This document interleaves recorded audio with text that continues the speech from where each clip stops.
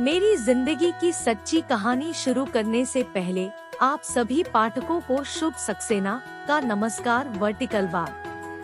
मेरी उम्र 50 साल है। सरकारी नौकरी से रिटायर्ड हूँ। मेरा छोटा सा परिवार है। मैं, मेरी बीवी, मेरा बेटा, बेटी और नई नवेली प्यारी बहू रानी। Vertical bar. मेरा परिवार बहू के आने से और भी खुशनुमा हो गया है। Vertical bar. बहू रानी ने परिवार और पति का ख्याल रखने में अच्छी तरह सामंजस्य बनाया हुआ है। Vertical bar. उसके आने से घर में सब कुछ शुभ होने लगा है और एक सकारात्मक ऊर्जा बनी रहती है। Vertical bar. अब मेरी बहू रानी के रंग रूप का चयन भी कर देता हूँ। बहू की उम्र 26 साल है। गोरा, गदरिया जिस्म लिए 5-5 इंच कद है। Vertical bar. बहू बिल्कुल सुहागन की तरह श्रृंगार करते हुए घरेलू साड़ी में रहती है। बहू के गले में वो मंगलसूत्र, उसकी नाजुक गोरी कलाइयों में वो रंग बिरंगी चूड़ियाँ, वो जवान उभरे हुए कसे स्तन जो हमेशा ब्लाउज में कैद रहते हैं, जो कुछ ही सेकंड में ऊपर नीचे होते हैं जब बहू रानी दौड़कर बेटे को ऑफिस के लिए खाना पैक करके देती है। दौड़ती बहू है। दिल मेरा धड़कता है। Vertical bar. और बहू रानी के संगमरमर से भी खूबसूरत पैर, जिनकी कुदरती बनावट ही ऐसे है कि किसी भी मर्द को बहू के पैरों का दीवाना बनाकर फीट फेटिश हो जाए।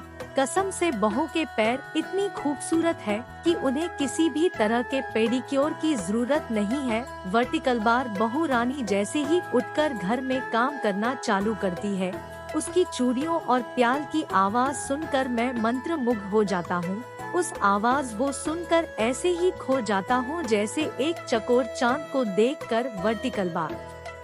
जिस दिन बहू देर से उठती है, उसकी पायल और चूड़ी की आवाज सुनने की बेचैनी होती रहती है और सुनकर ही आराम लगता है। Vertical bar.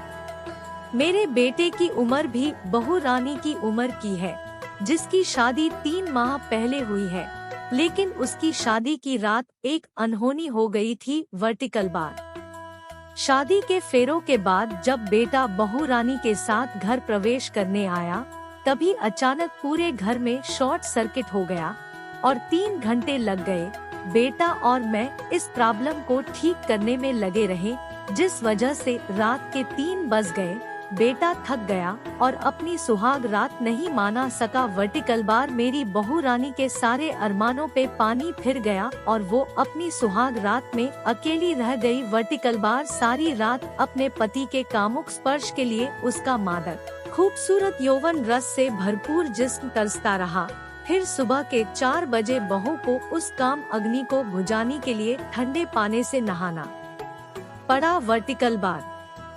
दूसरे दिन मैं रोज की तरह सुबह 6 बजे उठकर धार्मिक पुस्तक पढ़ रहा था, जहां औरत की यौवन शक्ति का धर्म के अनेक कथाओं में जिक्र हुआ है कि किस तरह एक औरत ने ही ऋषि विश्वामित्र जैसे योग पुरुष बाल ब्रह्मचारी की तपस्या को अपने यौवन रस से भरपूर गोरे, गरम, गदरिया जिस्म से भंग कर दिया था। Vertical bar. तभी बहू रानी को बाथरूम से निकलते हुए देखा। बहू रानी नहा कर आई थी। उसने अपने अप्सरा जैसे बेदाग गोरे, चिकने, गदरिया, भीगे जिस्म को एक लंबी तौलिए से छुपा कर रखा था। तौलिए को टाइट बढ़े रखने की वजह से बहू की गांड का उतार चढ़ाव, वो भरे हुए यौवन रस से भरपूर स्तन और वो गोरी नंगी चर्बीदार चिकनी टांगे मेरी कामना को भड़काकर सारी मर्यादा को पार करने को मजबूर कर रहे थे। Vertical bar. फिर भी मेरे अंदर के ससुर ने मुझे संभाला और मैंने बहू रानी को देखते हुए मुस्कुरा कर बोला, गुड मॉर्निंग बहू रानी, बड़ी प्यारी लग रही हो। बहू अपने उन गीले बालों को एक तरफ किए हुए कुछ बालों को कान के पीछे करते हुए मुझे देखकर मुस्कुराई और मेरे पास आने लगी और बोली, गुड मॉर्निंग पापा जी।